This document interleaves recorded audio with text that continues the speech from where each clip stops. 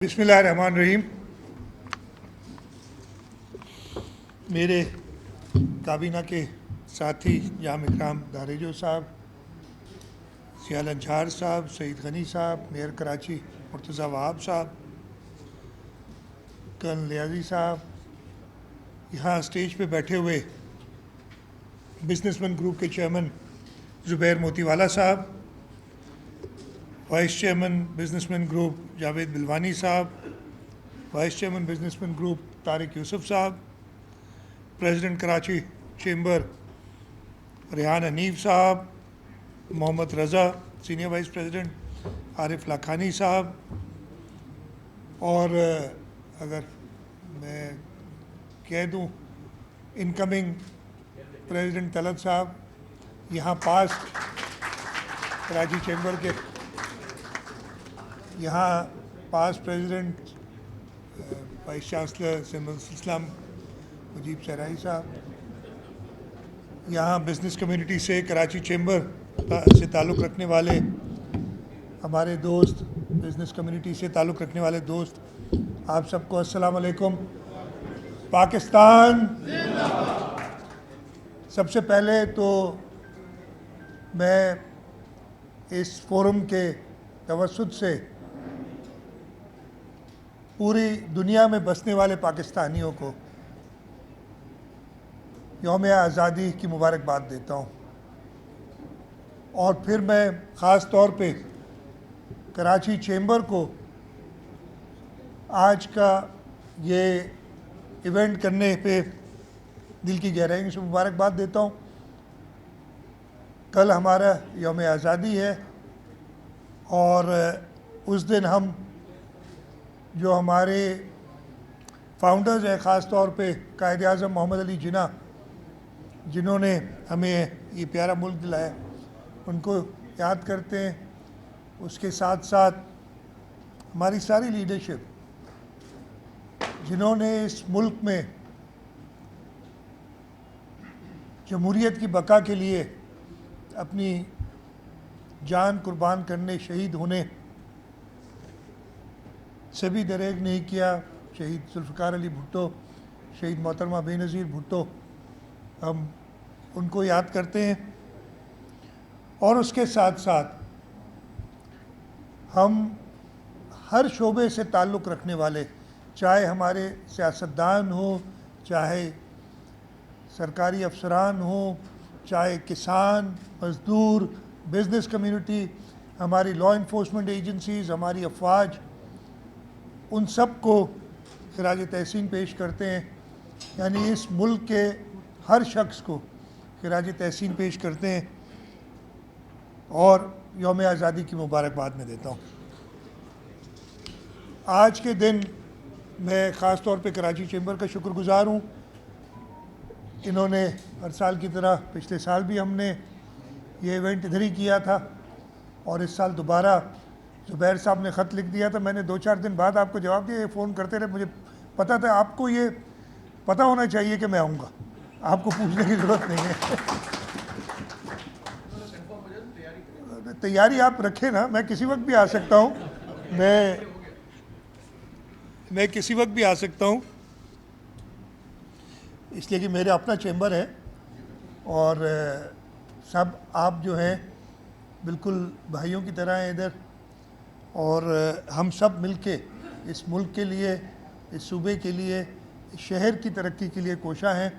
और ये सिर्फ़ हवाई बात नहीं है, ख़ास तौर पे पाकिस्तान पीपल्स पार्टी की हुकूमत और ये हमारा और चेंबर का जो एक साथ है, चाहे वो अभी रिसेंटली अनफॉर्चुनेट जो गुल प्लाज़ा का वाक़या हुआ था या उससे पहले टिम्बर मार्केट वाला वाक़या, बोल्टन मार्केट वाला वाक़या, उसमें हुकूमत सिंध और मैं कहूँगा हुकूमत सिंध से ज़्यादा पाकिस्तान पीपल्स पार्टी, इसलिए वो बोल्टन मार्केट वाले वाक़े में सदर आसिफ अली जरदारी थे जिन्होंने कहा था कि जी कराची चेंबर को साथ लेके चले, और उन्होंने हमें बताया। और उसके बाद टिम्बर मार्केट, यहाँ ये अनफॉर्चुनेट जो गुल प्लाज़ा का वाक़या हुआ था, हमने साथ मिलकर काम किया। और मैं शुक्रगुज़ार हूँ चेंबर का कि उन्होंने अपना काम समझ के, और मैं देखता था, मैंने भी 1-2 विज़िट्स की, वज़रा इधर आते रहते थे, जिस तरीके से उन लोगों को जिनकी सारी ज़िंदगी की कमाई चली गई थी, जिनके अपने प्यारे उनसे जुदा हो गए थे, किस तरीके से हुकूमत का साथ दिया उन्हें संभालने में। तो ज़ुबैर साहब, आपको, आपकी सारी टीम को का मैं शुक्रगुज़ार हूँ। ज़्यादा लंबी बात नहीं करूँगा।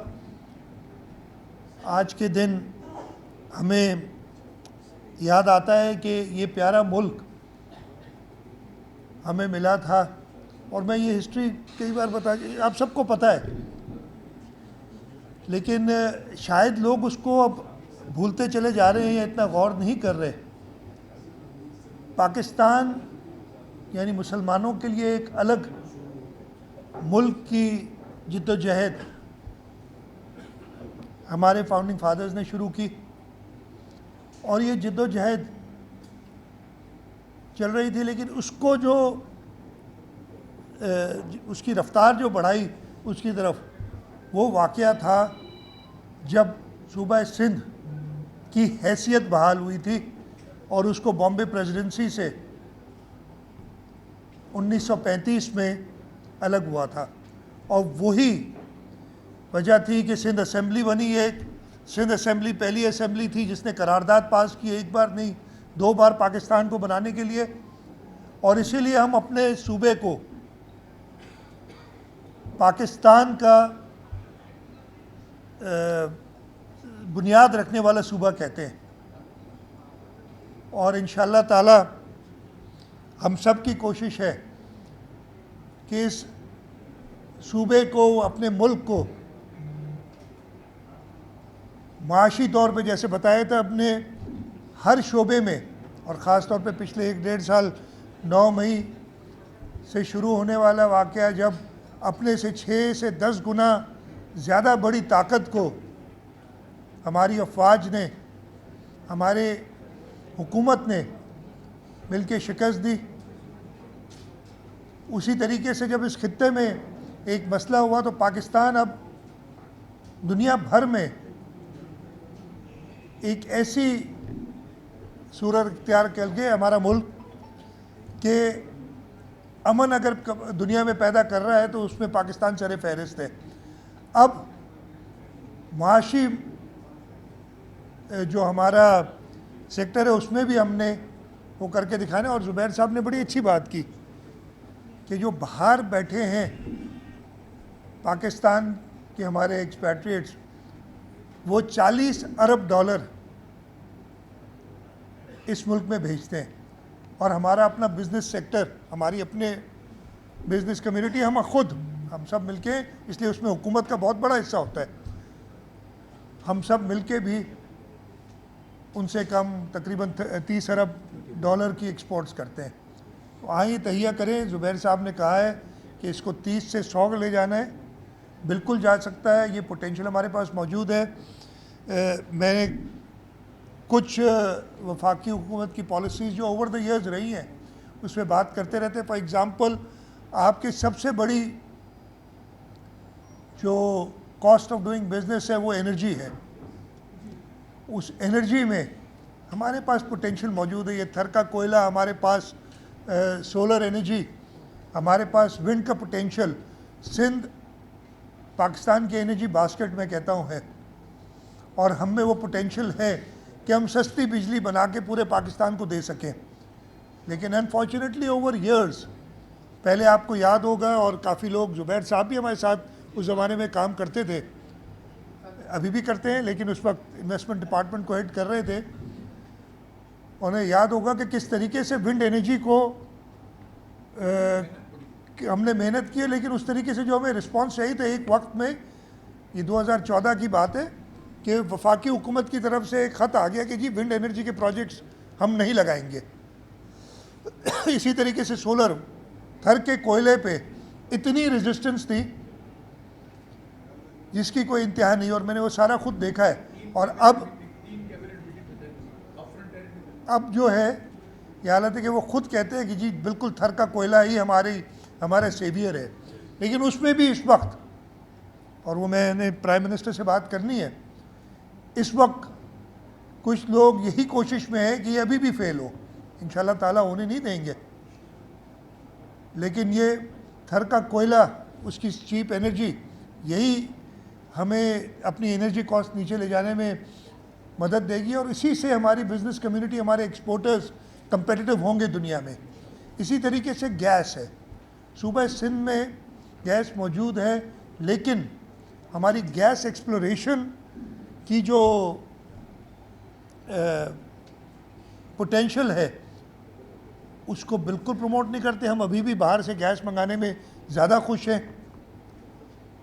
वो एक वजह ये भी हो सकती है कि आर्टिकल 158 है कि जी अगर इधर सूबे से गैस निकलेगी तो उसमें पहला हक हमारा है, तो शायद वो एडवांटेज कोई हमें नहीं देना चाहता। ये रीज़न्स हैं जिन पे लिए मैं चाहता हूँ, और मैं शुक्रगुजार हूँ ज़ुबैर साहब हमेशा साथ रहे, बिज़नेस कम्युनिटी हमारे साथ रही है, लेकिन हम में और मजबूत आवाज़ बन के ये पॉलिसी डिसीशंस वफाकी सरकार से, वफाकी गवर्नमेंट से लेनी होंगी, जो हमारी कॉस्ट ऑफ डूइंग बिज़नेस को कम करे, हमारी एनर्जी कॉस्ट को कम करे, और जो सिंध के अंदर पोटेंशियल है उसको हम पूरी तरीके से उसका हम फ़ायदा उठाएं। इंशाल्लाह ताला ये सूबा सिंध ही है जिसने पाकिस्तान बनाने में पहल की थी, और मैं ये कराची चेंबर और सारी बिज़नेस कम्युनिटी और सिंध के किसान, सिंध के मज़दूर, सिंध के नौजवान, उनकी ताकत की वजह से बोल रहा हूँ, वो सिंध सूबा ही होगा जो पाकिस्तान को इन मुआशी मुश्किलात से भी निकालेगा। और इंशाल्लाह ताला उसके लिए हमें ज़रूरी ये है कि हम साथ रहें, इकट्ठे रहें और इस सूबे को वो मकाम दिलाएं जिससे हम इस पाकिस्तान के अंदर वो माशी तरक्की ला सकें। एक दो चीज़ें जो ज़ुबैर साहब ने और रेहान साहब ने कही थी, उनकी मैं बात कर देता हूँ। गुल प्लाज़ा के अंदर आपकी मीटिंग्स हो गई हैं, उसके पीछे हम जो कमिटमेंट है उन लोगों को बहाल करने की, हमने तो बड़ी कोशिश की थी, हमने बहुत कोशिश, अब वो रिपीट करना मुनासिब नहीं, हम उसको कोशिश करेंगे। नस्ला टावर की बात की है, मैं देखता हूँ कि हम क्या कर सकते हैं उसके अंदर, उनके साथ भी बड़ा जुल्म हुआ था, इसमें कोई शक नहीं है, और कोशिश होगी। मैं अभी बैठता हूँ अपनी काबीना के कुछ लोगों को कहता हूँ कि जी इसका हल निकालें, कि हम बल्कि सईद इधर बैठे, सईद उस ज़माने में ख़ुद काफ़ी हाज़िरियाँ उन्होंने भी काटी थी इसी चक्कर में, तो अब वक्त आ गया है बदला लेने का, ताकि जी तो नहीं, ये इसलिए कह रहे हैं कि ये खुद उनकी कोर्ट में कई बार इनको बुलाए गए, तो अब ये बात कर रहे हैं। लेकिन मजाक के अलावा उनके साथ बहुत ज़्यादती हुई और हम सबका काम है। मुझे अभी नियाज़ी साहब ने बताया है कि जो ट्रांसपोर्ट मैटर है वो तकरीबन रिज़ॉल्व हो गया है, सिर्फ एक आध नुक्ता बचा है जिस पे काम हो रहा है, और वो मैं अपने ट्रांसपोर्ट डिपार्टमेंट से कहूँगा कि उसको भी रिज़ॉल्व कर लें जल्दी, ताकि जो मुश्किलात हैं ट्रांसपोर्टर्स की वो भी दूर हो, और उसके साथ बिज़नेस कम्युनिटी को जो एक मसला आ रहा है वो भी ख़त्म हो। मैं एक बार फिर शुक्रगुज़ार हूँ कराची चेंबर का, जो हमें अपना समझ के हमेशा हमें इधर बुलाता है, और इंशाल्लाह ताला जैसे मैंने कहा कि आपको हमें दावत देने की ज़रूरत नहीं है, आप सिर्फ एक मैसेज कर दिया करें, हम हाज़िर हो जाया करेंगे। आप सबका बहुत बहुत शुक्रिया। पाकिस्तान जिंदाबाद।